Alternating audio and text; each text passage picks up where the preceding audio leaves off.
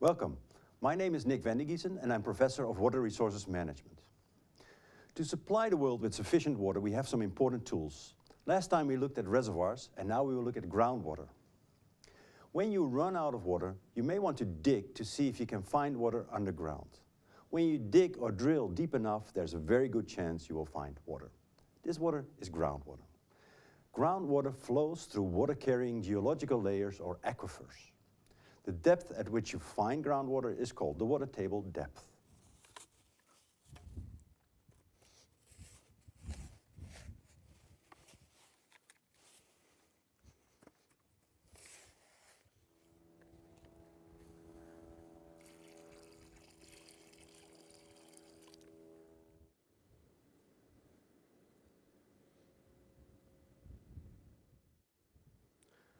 So apparently the water is draining to a deeper level. Let's see if we can dig that deep.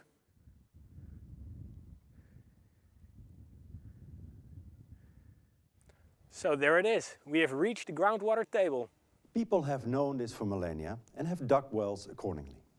For example, in deserts from the Sahara to the Gobi, you can find Asian qanats, underground galleries that capture groundwater.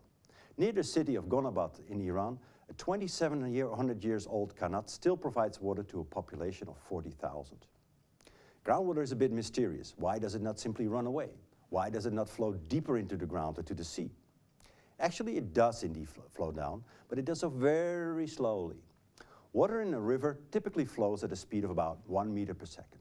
An aquifer that conducts water at a speed of 1 millimeter per second, or 100 meters per day, is considered a fast aquifer. Often speeds of 1 meter per day or less can be found. The fact that groundwater flows at such low speeds means that it functions as an underground reservoir that we can tap. The water is there and does not flow away quickly. The low speed also implies that we can easily overexploit groundwater, as water will not quickly flow in from far away. Water moves from one point to another when there is a difference in groundwater table depth at these points. So if you would dig a well at point A and a well at point B, and the water table at B is higher than at A, water would flow from B to A. The water table depth is defined as the level at which the pressure in the groundwater is equal to the atmospheric pressure. When you would go deeper into the groundwater, the pressure increases just as it does in a swimming pool. At any point, you could insert a groundwater tube that is open at the bottom and closed at the sides. The water would rise into the tube until the pressure at the bottom of the tube is equal to the pressure of the surrounding groundwater. The water level in this tube is called the piezometric level. When the piezometric levels between 2 points differ, water will flow from the higher piezometric level to the lower piezometric level. We will now show how slow water moves through a sand column in a simple experiment which you can easily repeat at home. We have a column filled with sand which is saturated with water.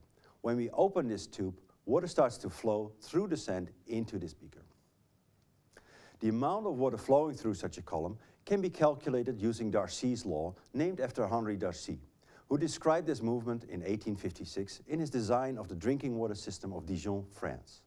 Any given sand or other porous medium has a certain conductivity. Coarse sand typically has a higher conductivity than a very fine sand or a clay. When we increase the height gradient between the inflow and outflow points, flow also increases. Now that we know how water flows through the ground, the next question is, where does the groundwater come from? This is relatively simple. All the rainfall that does not evaporate back into the atmosphere, either directly or through plants, seeps eventually downward towards the groundwater table. This water is called groundwater recharge.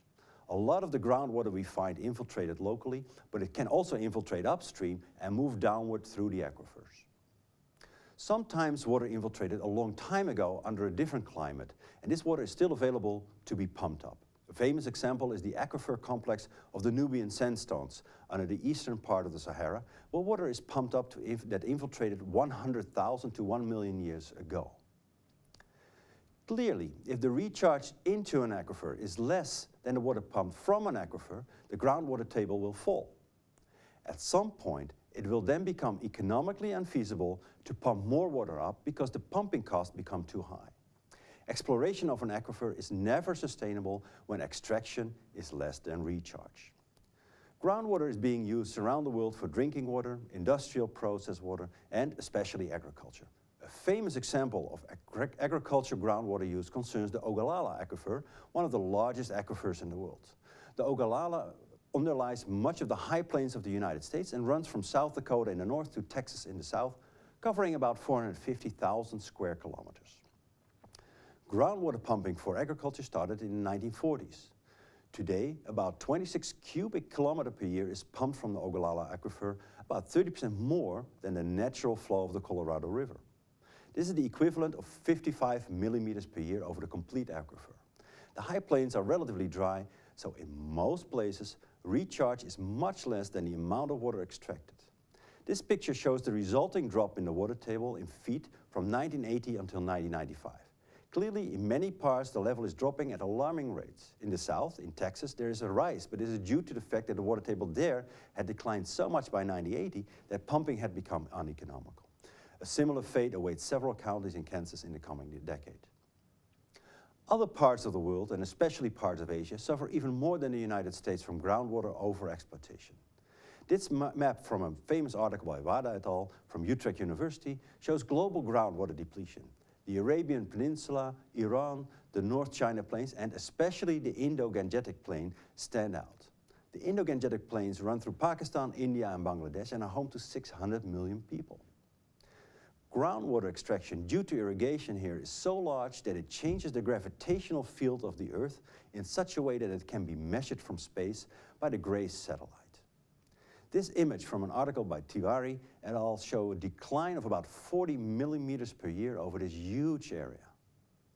Building reservoirs slows down the hydrological cycle because the residence time of water in river systems increases, often dramatically so.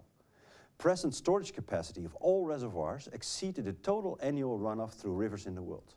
One way to think of this is the equivalent amount of sea level drop.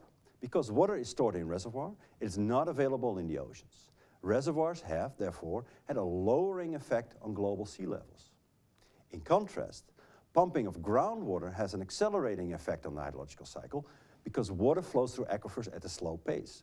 Pumping the water to the surface from where it either flows into the river or evaporates into the atmosphere speeds things up.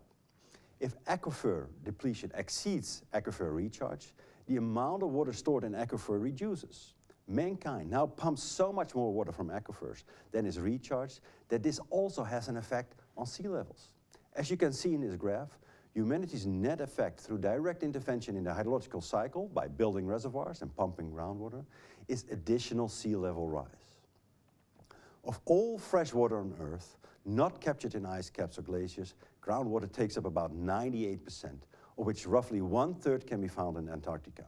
So with the continuously increasing demand for fresh water, exploitation and overexploitation of groundwater is likely to continue for decades to come.